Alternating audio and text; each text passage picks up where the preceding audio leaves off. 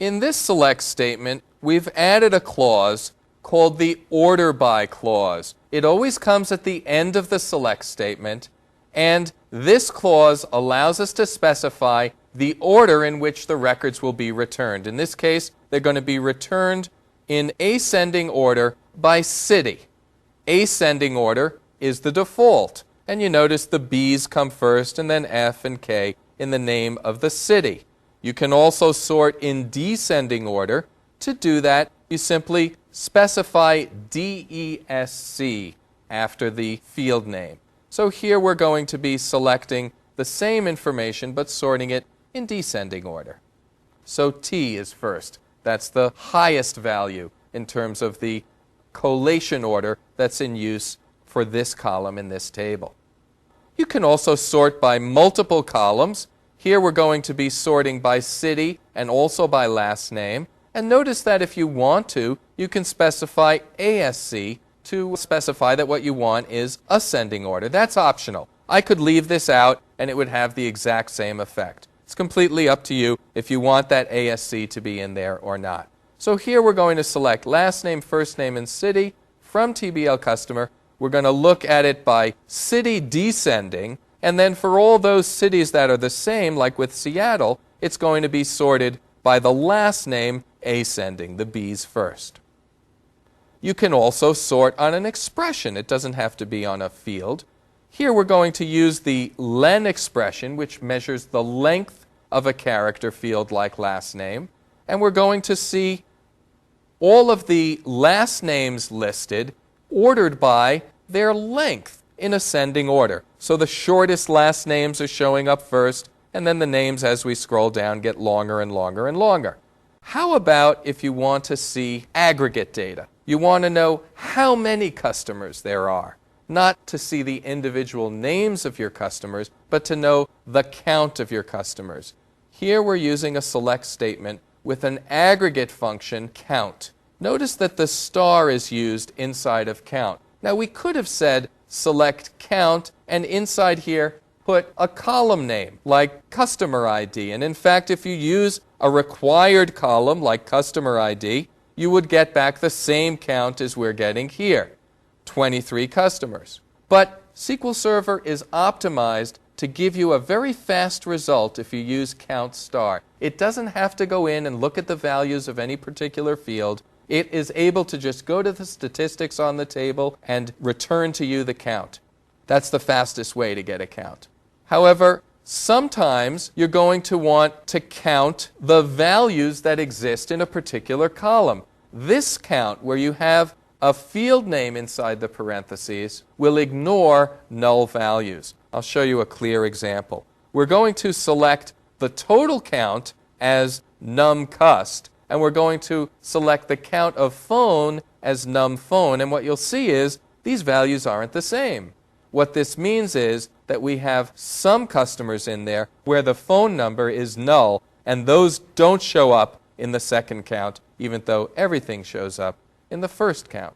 Now you can combine these aggregates with a where clause. So for example, if you want to know how many Seattle customers you have, you can do count star where city equals Seattle, and now we see that 13 is the number of customers in Seattle.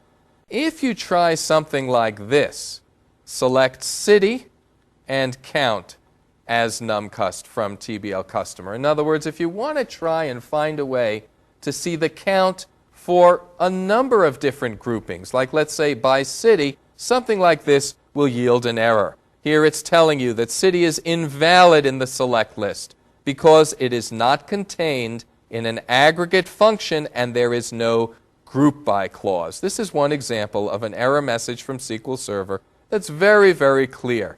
Anytime you start to use aggregates, anytime you create a totals query that's giving you back aggregate information, you've then made a commitment. From that point on, you have to be prepared for the fact that anything you put in that select clause is going to have to either be an aggregate value or it's going to have to be in what's called the group by clause, another clause that we can add to our select query. So here we have said that we want to group by city, and now there'll be no problem retrieving city in the select clause. So you see what's happening here? We're getting back the totals for all of the cities in the database. We see Seattle has 13, Redmond only has 1. Multiple aggregate values grouped by city with as many rows as there are distinct cities in our table.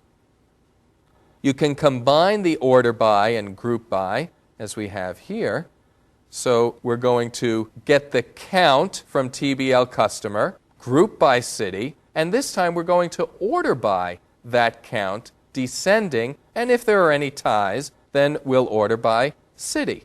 So we see that Seattle has the highest count, Kent is next. Then we have a bunch of rows where we see that the city all have a count of 1. These are going to be sorted ascending by the name of the city.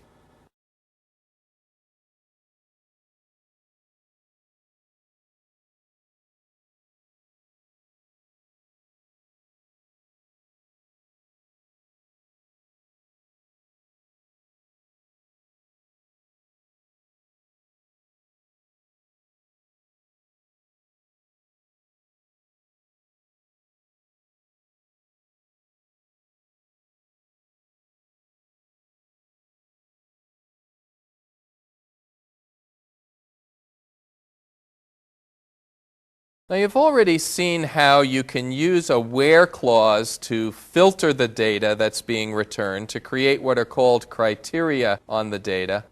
Having is another way of creating criteria that only applies when you're grouping data.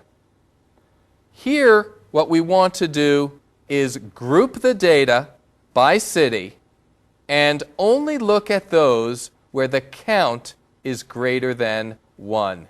This is where having comes into play. When you want to create criteria that are based on your groupings, in other words, the grouping has to occur first, and then based on the results of those aggregates that you're looking at for each group, you want to apply some criteria, as we are here, you use having. So for example, if I select all of this and execute it, we'll now only see those cities, it's very English-like, having a total count greater than 1 of customers. That's how having is used. Now, there are going to be times when, rather than using having, you're going to want to use where. For example, suppose in this case, I was interested in seeing only those cities that started with a value of S. I could have said having city like S%. That would work. What it means is we're going to run the aggregates for all of the cities, and only those that have a name that starts with S will be returned. But that's a little wasteful, isn't it? Why go to the trouble of grouping all those cities if we only want to look at the groups where the city name starts with S? In a case like this, where our criterion isn't really based on the result of our grouping, it would be better to take this expression and make it part of a where clause. I'll copy it here. And here I would type in where and paste in the expression rather than having. You should reserve having for only those situations where you actually need the results of your aggregate to be included in the predicate.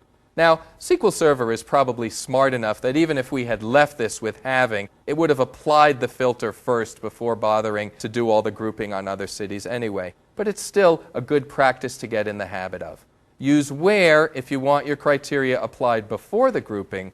Use having if you want the criteria applied after the grouping.